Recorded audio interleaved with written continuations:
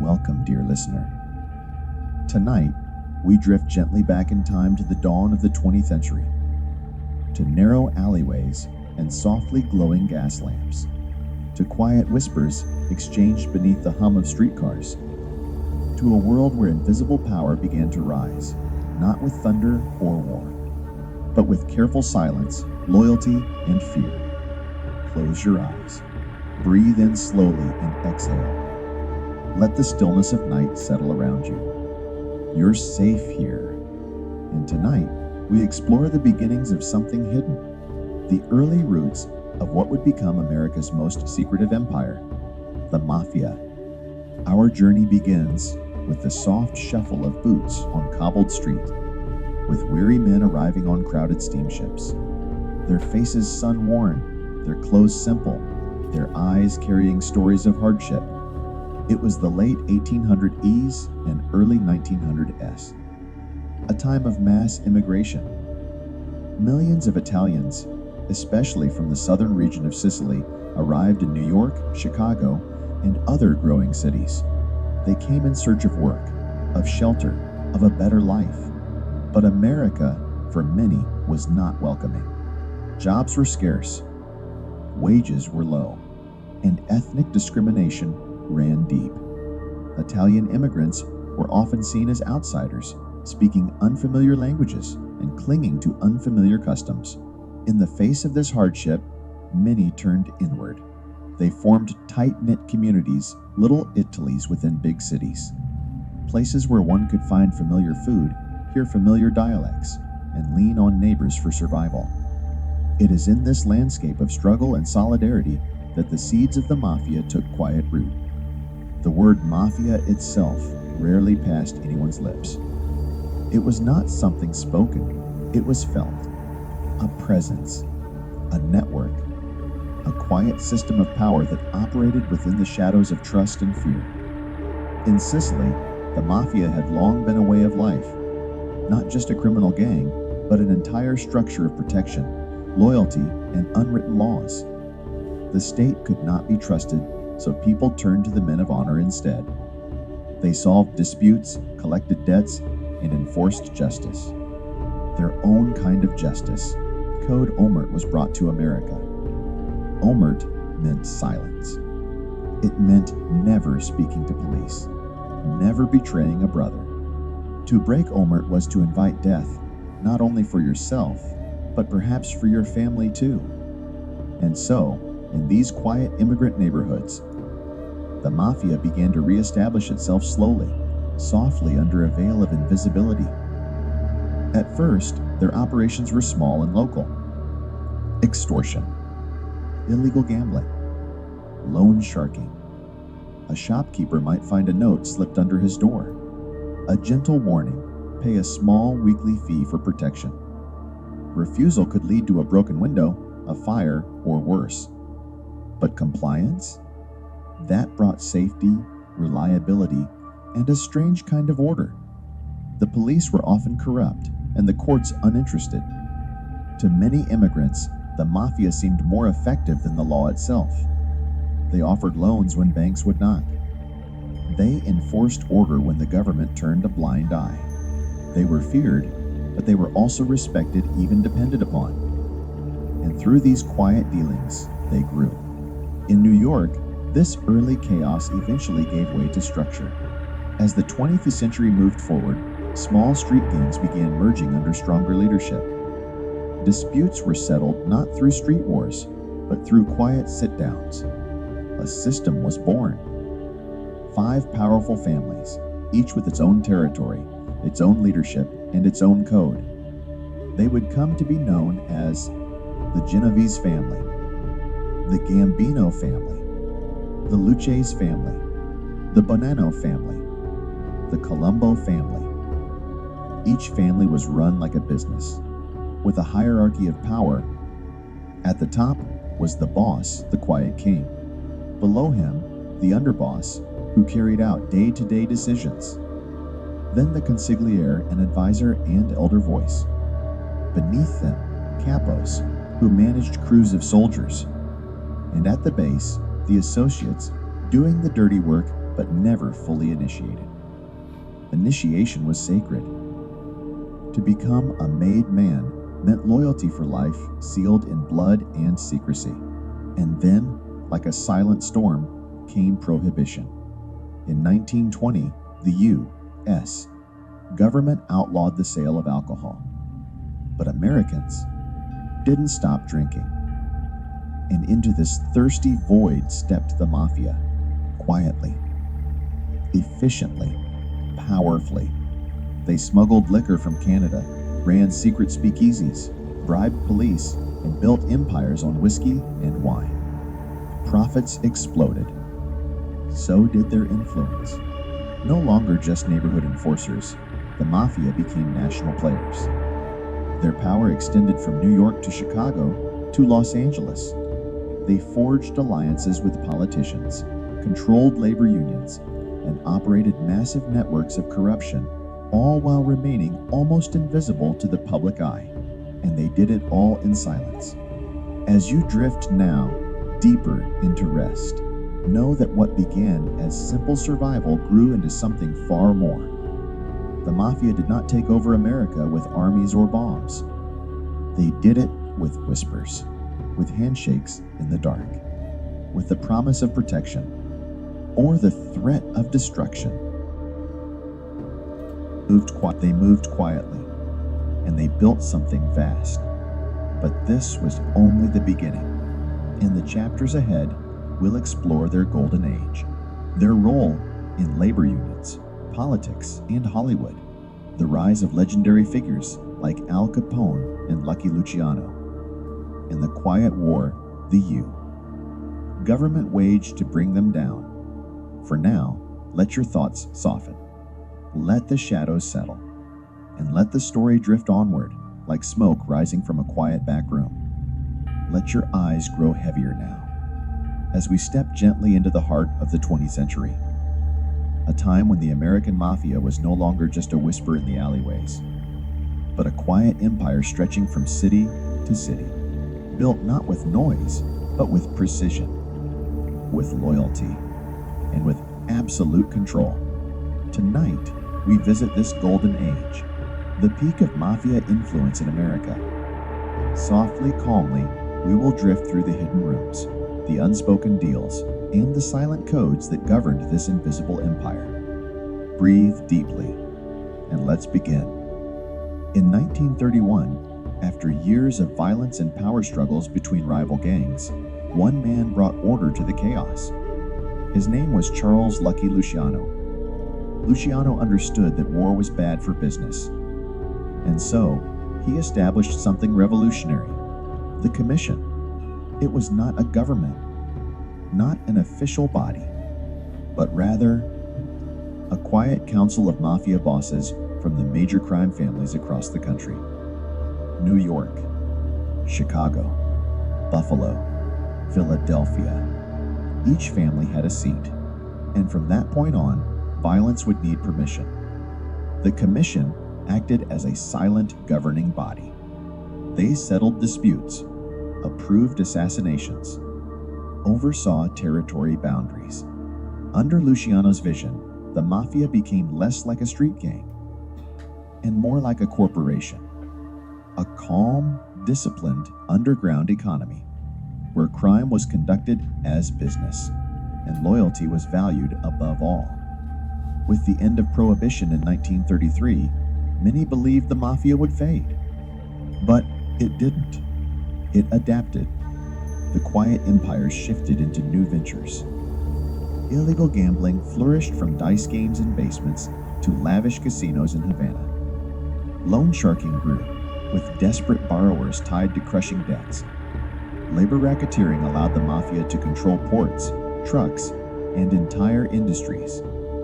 And behind the scenes, the mafia infiltrated unions, longshoremen, truckers, construction workers.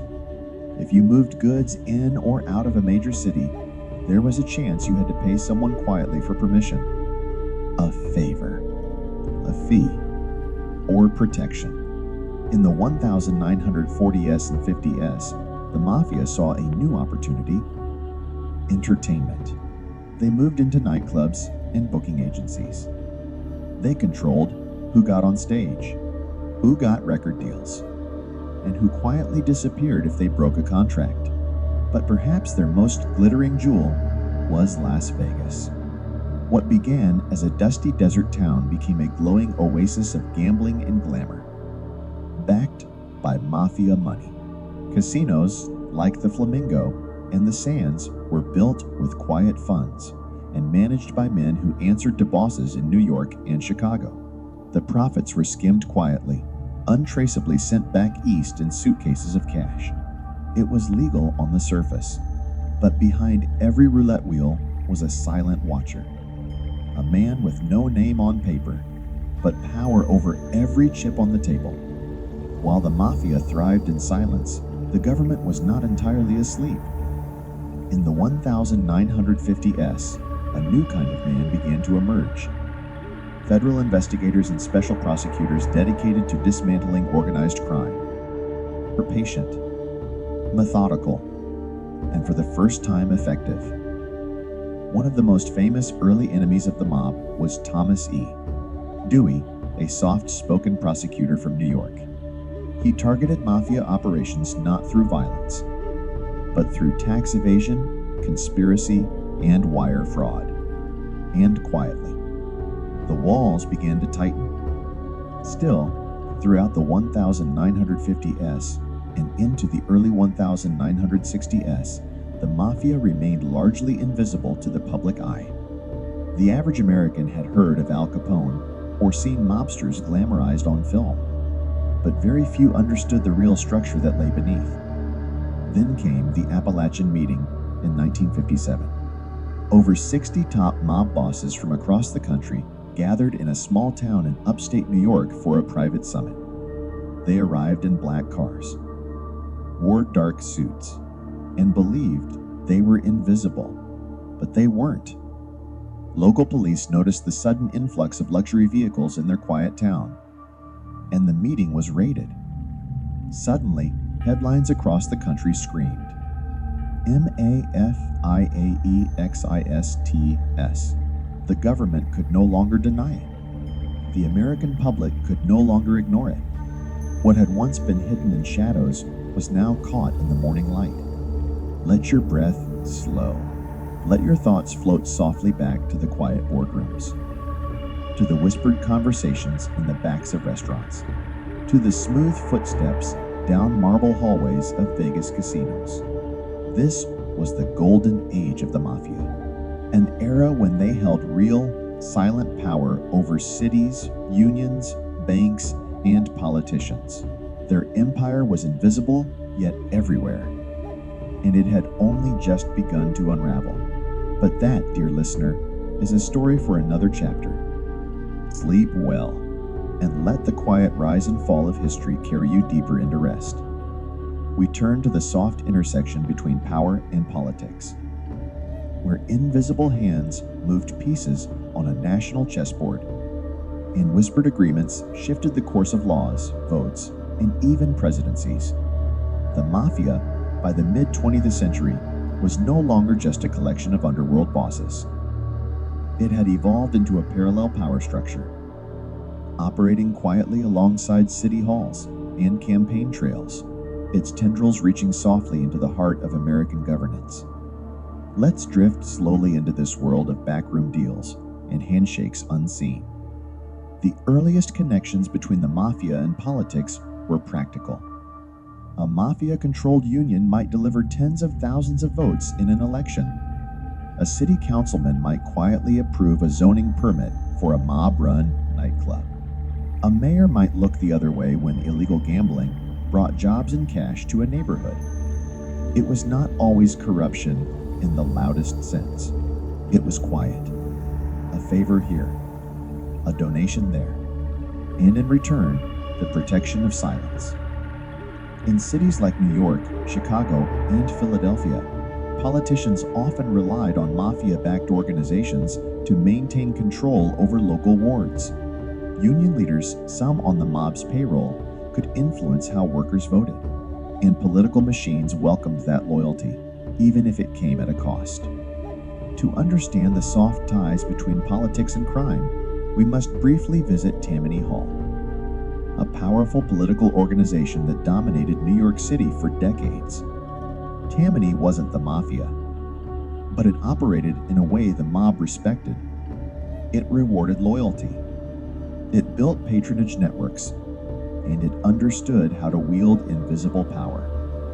As the mafia grew in strength during the 1920s and 30s, Tammany leaders occasionally crossed paths with underworld figures, whether to influence elections, secure votes, or suppress certain investigations.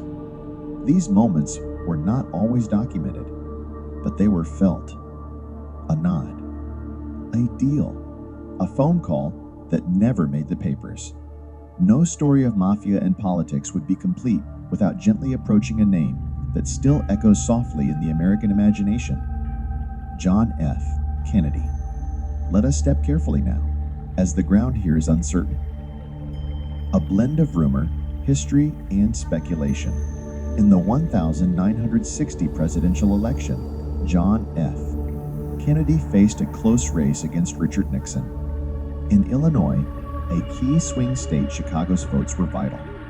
It is whispered that Joseph Kennedy, John's father, sought help from a man named Sam Giancana, a Chicago mob boss with deep influence over the city's unionized voting districts. Whether favors were exchanged or votes were quietly adjusted remains a matter of debate. But Kennedy won Illinois and won the presidency. The mafia believed they had helped, and they expected something in return. But soon after taking office, President Kennedy appointed his younger brother, Robert F. Kennedy, as Attorney General, and Robert came down hard, very hard on organized crime. He pursued the mafia aggressively, investigated mob-controlled unions, publicly named bosses who had never before seen the light of day. To the mafia, this felt like betrayal. And from that moment, a cold war of silence began. One of the most significant political tools the mafia ever controlled was not a politician, but a labor union. The International Brotherhood of Teamsters, the largest union of truckers and transportation workers in America, was led by a man named Jimmy Hoffa. Hoffa had power. He could shut down ports, highways, and rail lines with a single phone call. And he was not afraid to work with the mafia to keep that power. In exchange for helping Hoffa rise through the union ranks, the mob gained access to the Teamsters Pension Fund, a massive pool of money they quietly used to fund casinos, construction, and real estate. It was a silent agreement. They helped Hoffa. Hoffa helped them. But nothing in the world of organized crime lasts forever. By the 1970s, Hoffa fell out of favor. He disappeared in 1975, never seen again. Some say it was the mafia who silenced him. Others suggest he crossed too many people at once. No one knows for sure, only that his vanishing marked the end of an era, where one man could straddle the worlds of politics, labor, and crime. By the late 1960s, the government had grown weary of chasing mobsters one by one. The structure of organized crime was too strong, too loyal, too silent. So, in 1970, Congress passed something new, the Racketeer-Influenced and Corrupt Organizations Act, known simply as RICO. This law allowed prosecutors to target entire criminal organizations, not just the foot soldiers, but the bosses who gave the orders. And for the first time, the mafia's political insulation began to crack. Senators held televised hearings. Former mobsters turned witnesses. The public began to see the depth of the connections that had existed all along. The old days of quiet agreements and silent favors were coming to an end. But the echoes of those arrangements still lingered softly in the background of American life. As you relax now, floating further into the hush of sleep, let this chapter rest gently in your thoughts. The mafia's relationship with American politics was never loud. It was quiet, subtle, It lived in back rooms and in whispered phone calls, in favors traded, in debts never written down. They did not campaign. They did not run for office, but they knew the power of influence, and they used it well. In our next chapter, we will visit Las Vegas and the Mafia's quiet empire of lights, games, and illusion in the desert. For now, rest well. The past is soft beneath your thoughts. And tomorrow, the story continues. As your eyelids grow heavier, let your mind wander gently now to a vast desert, a place of endless horizons where dust meets the sky, where once there was only silence and sand. And now there glimmers a city of light and chance. Las Vegas, the city that rose from the desert, built quietly and carefully by hands you would never see. Tonight, we explore the soft rise of the Mafia's desert empire, where the stakes were high, but the whispers were low. In the years following World War, America changed rapidly. Cities grew, roads stretched across states, and the idea of a new kind of city, a place to escape, to gamble, to dream captured imaginations. Las Vegas was small and dusty, with barely 25,000 residents in 1940. But the state of Nevada offered a unique chance. Gambling was legal, and there was room to build. Mafia, this was a golden opportunity. A chance to transform their quiet street operations into legitimate, or at least legal-appearing business ventures. One man stood at the center of this vision, Benjamin Bugsy Siegel. Soft-spoken but fierce, Siegel was a man of contrasts. A ruthless mob enforcer and a visionary entrepreneur. In the mid-1940s, he dreamed of a lavish hotel and casino, a place unlike any other in the desert. A place that would draw wealthy tourists and gamblers from across the country. That dream became the Flamingo Hotel, the first luxury casino resort on the Strip. Despite delays and mounting costs, Siegel pushed forward quietly, driven by a belief that Las Vegas could be a new kind of empire. The Flamingo opened in 1946. Though its beginnings were shaky, the idea caught on quickly. The Mafia's involvement wasn't just financial, it was hands-on. Behind the glimmering lights and smoky lounges were men ensuring the money flowed smoothly. Skimming profits before they reached official accounts, bribing officials softly to look the other way, controlling unions to keep the casinos running without disruptions. Soon, other casinos followed the Sands, the Desert Inn, the Stardust, all quietly backed or controlled by organized crime.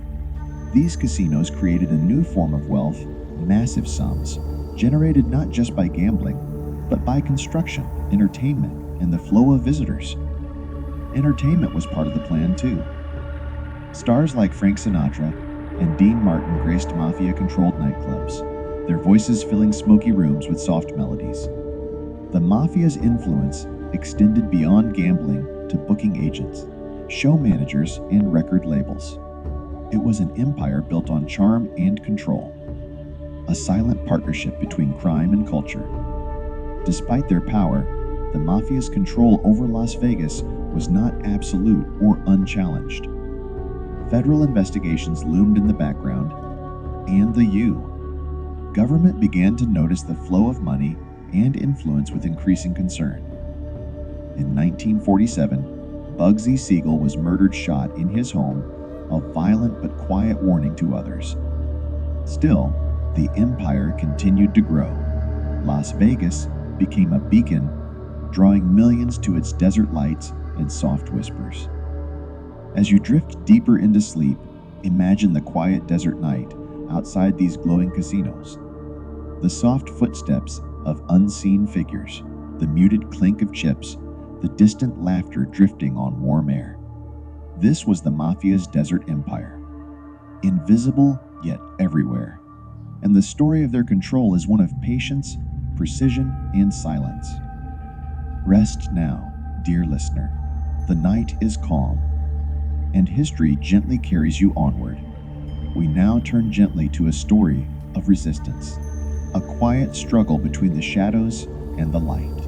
For decades, the Mafia had ruled behind the scenes, controlling cities, casinos, unions, and politics. Their power whispered rather than shouted, but the law was awakening, slowly, patiently, and with determination. Let us drift softly into this turning point, where the calm of organized crime began to meet the growing pressure of justice. By the 1960s and 70s, the American government had new tools to fight organized crime. One of the most powerful was the RICO Act, passed in 1970. RICO allowed prosecutors to charge not just individual criminals, but entire organizations, breaking the shield of silence and loyalty that had protected the Mafia for so long.